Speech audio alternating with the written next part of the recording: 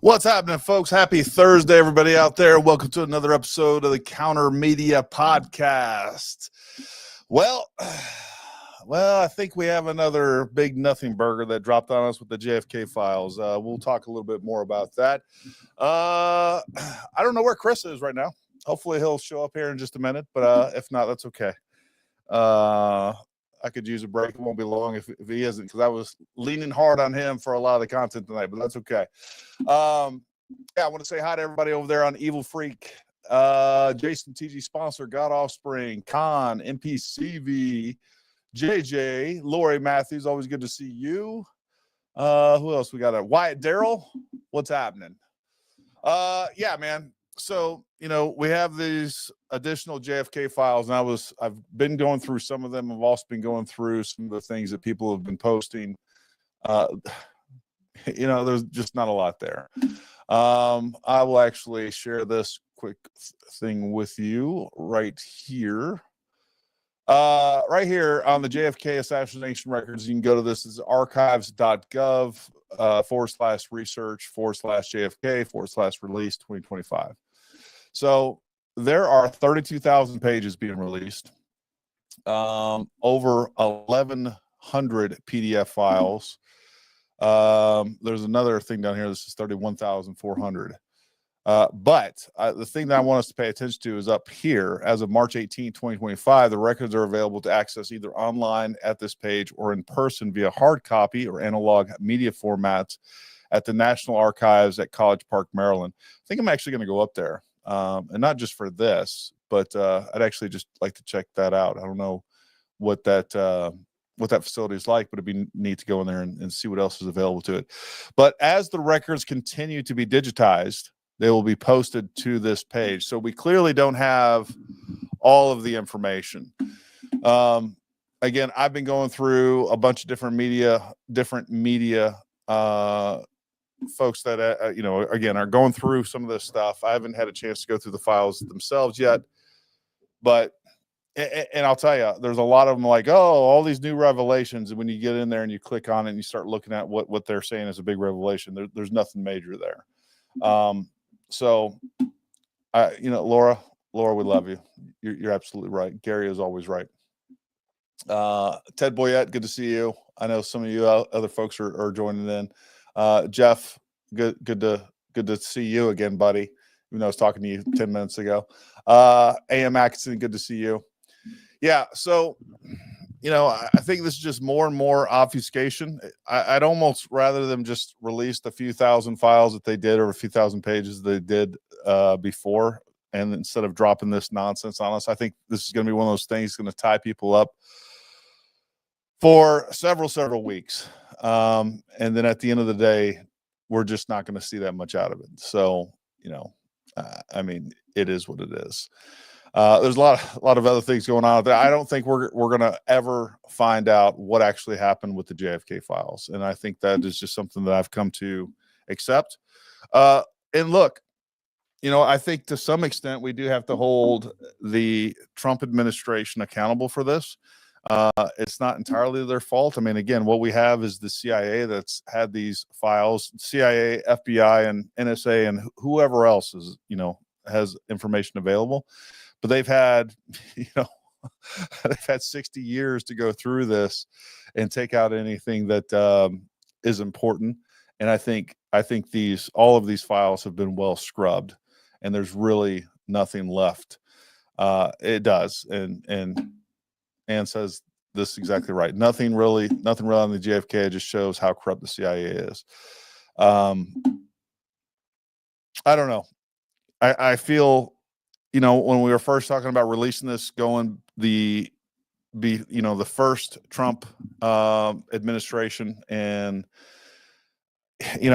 looking back now, I feel pretty naive that I thought we were going to get any sort of revelations out of this. And so far, and one of the things that will tell you that we're being lied to is the fact that we have a lot of these rumors and information coming out where, Mike Pompeo was telling Trump, hey, you can't release this for whatever reason. And then Trump came back and said, hey, you know what? If you knew what I knew, you wouldn't want these released either.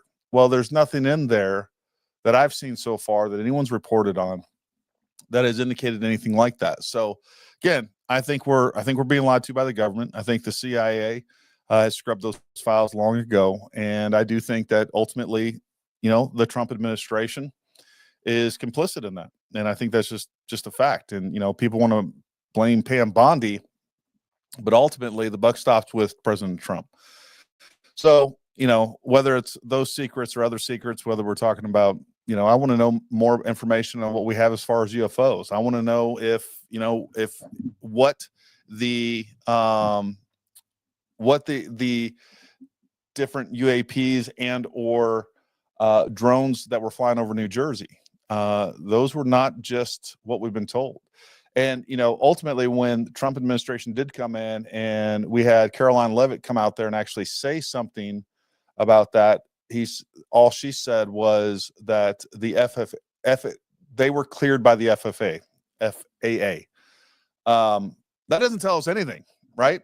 All that tells us is essentially they were ours, but it's a really slimy way to get around the fact that we were clearly, because I think with the information that we had and some of the things we reported on, other people reported on, look, I think we were dealing with technology that we're not aware of.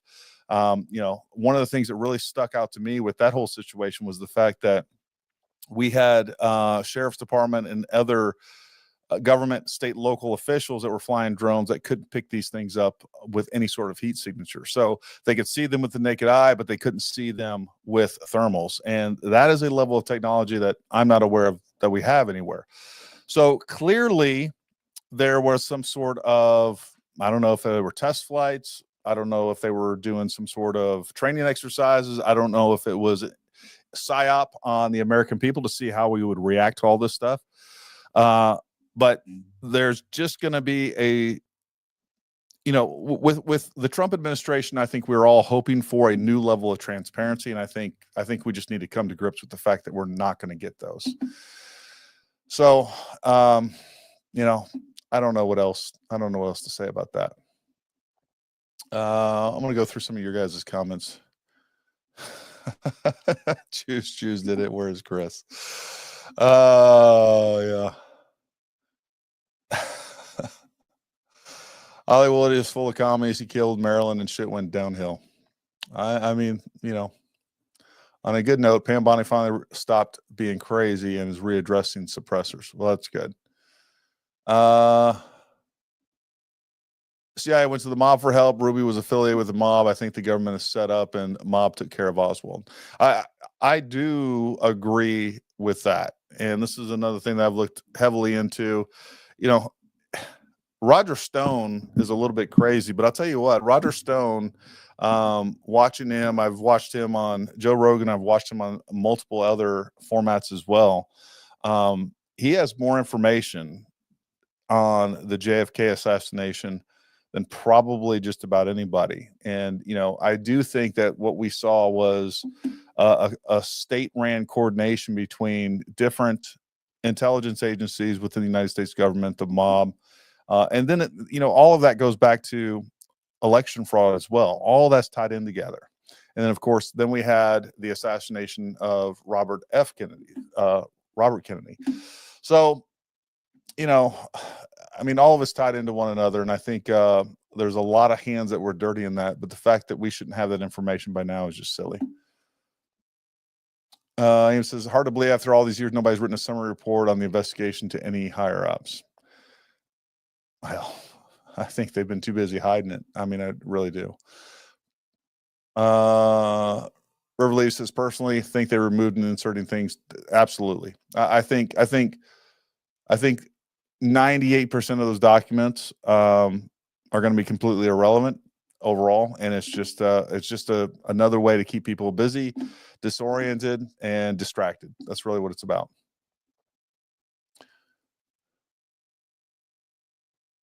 Yeah, it always, you guys are talking about commercials.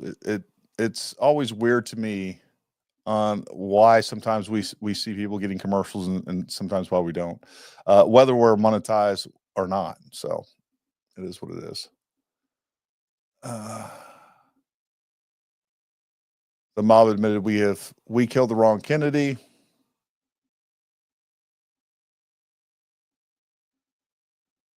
Yeah, that is true.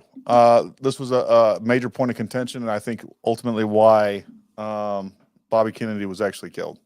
The mafia couldn't stand the Kennedys because they got Illinois for him in the election against Nixon, and then Kennedy was supposed to back off, but he didn't. That is true. And then there's Echelon, of course. Echelon's always an issue.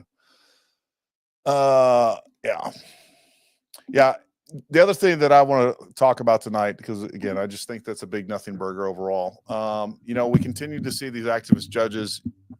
We have this federal judge, basically telling them that they can't deport, that the United States president doesn't have the authority to deport not only illegal aliens, but criminal aliens that are clearly tied to different gangs.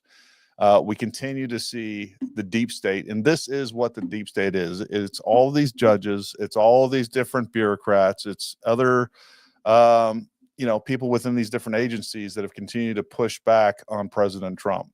And, I think for the first time ever, between what Trump is doing personally and some of the actions that he's taking, Doge is playing a big part in this. And I think there's a matter of fact, I know, look, we're right here, just like an hour from DC.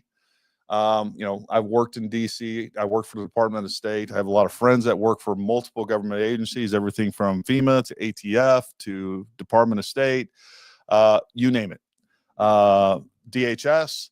And man, people are definitely afraid of losing their jobs. And unfortunately, and I've talked about this before, unfortunately, there's a lot of good people that shouldn't lose their job that are getting caught up in this as well. And there are some people, by the way, that have a really good reason because of their job situation that they should be on telework and given the commute that they always had.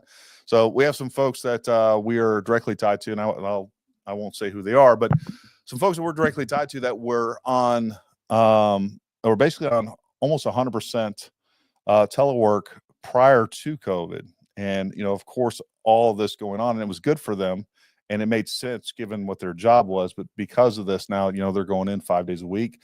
And ultimately, I think what they're going to be doing, I was just talking to him the other night, what they decided to do is they're going to do basically 4 10-hour days. So at least they'll be able to not have to go in 1 day a week. So, and I know a lot of us that have been in the civilian world, don't have a lot of sympathy for that. But I got to tell you, in government work here, there are definitely some jobs, including when I worked for the government. So when I worked for the government, my primary job was to go overseas to work at embassies and consulates and do security work and things like that.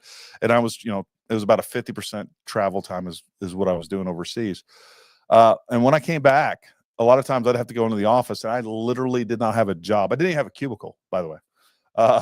So they would just want you to show up just, for accountability, when you could, check in from home, do all the email stuff, do all the normal stuff that you need to do. And then, when it's come time to deploy and go do your job overseas, that's what you can do. But a lot of people are getting caught up in that. And there is a real issue here in DC area where you have these massive buildings in Northern Virginia and everywhere else where, all of these buildings are just completely empty.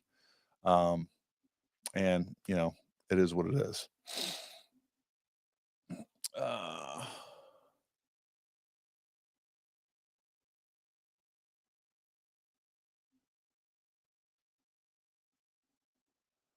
There was a case last year where a teleworker was forced to get a vaccine injection, refused, and she was fired. Court ruled she was unjustly fired. Well, there was tons, thousands upon thousands of people in this area that were doing that.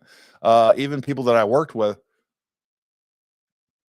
some of the guys that weren't getting vaccines weren't put on deployment status. And again, that's all we do, right? So that was our entire job. We had a small team of 6 or 8 guys, depending on the time of year. But basically, all we were doing was going overseas and servicing embassies and consulates. And there was a couple of guys, at least for a little while, they were like, "Look, I'm not getting this vaccine," and they were pulled off deployment status. And a lot of people were talking about firing them. Luckily, that didn't happen. But there's plenty of government workers and government contractors that were indeed fired because of that they wouldn't get the vaccine.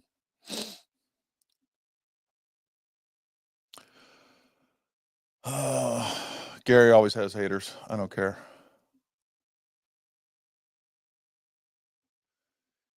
Yeah, so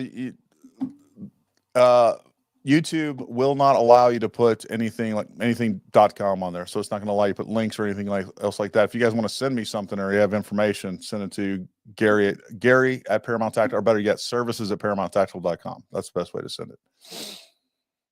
Jason just got a new rifle today. We got that in.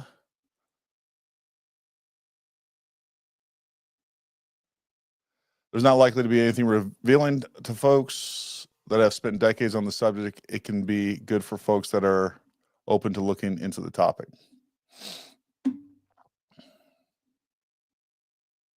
JW Shepard, which JW, I don't know if you've been on the show before, but welcome. I don't recognize your name, but welcome and thanks for contributing here.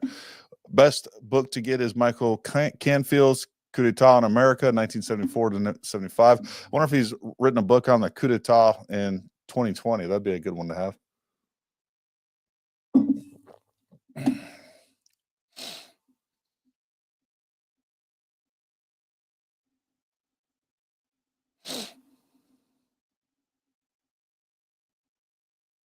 Let's see here. A couple other topics I wanted to bring up tonight.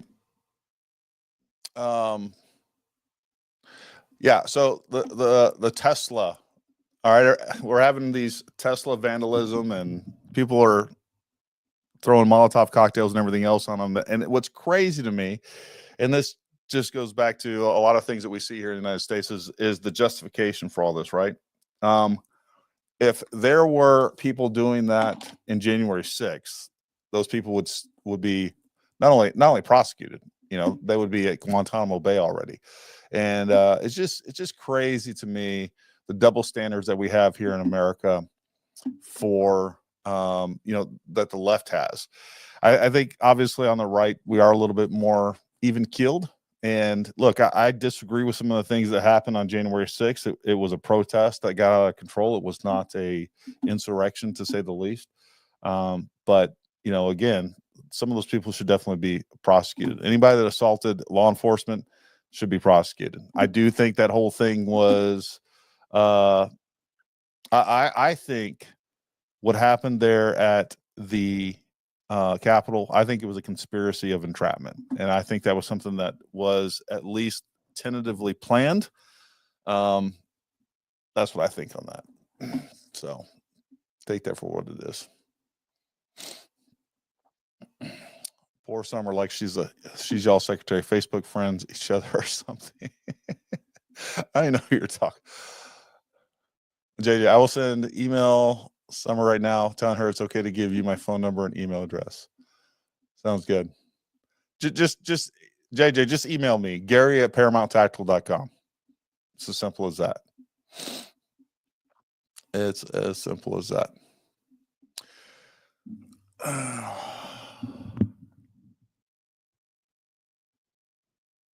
Yeah, if January 6th was an insurrection, where were the air? Well, where were any of the firearms? That was the whole thing is just ridiculous, and so much of America still believes that nonsense.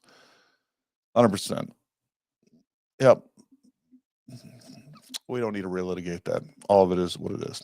Well, listen, folks, I'm not gonna lie. Number one, I've been busy all day, and I didn't get much prep time, and I've been busy all week. We have the training schedule. We're going into the training season now. I haven't even had time to do any videos or anything like that. I'm going to be shooting a video tomorrow out at the range. And I talked to Chris. I thought he was going to be here. I don't know what happened. Hopefully he's okay. And I know he had prepared some stuff because I just didn't have time to do that. But I'm going to go ahead and call it a night. I know it's short. Listen, next week, though, I will be doing an interview. This is not going to be live. Let me get the names right on this. So last week or the week before, I can't remember now, we had Dr. Z on. Andrew, and I'm not going to even pretend that I can say his name correctly. He has been working on the origins of COVID from a biological engineering standpoint, him and a couple other folks. We're going to have them on, and I will be doing a private interview, and I will release that as a full podcast.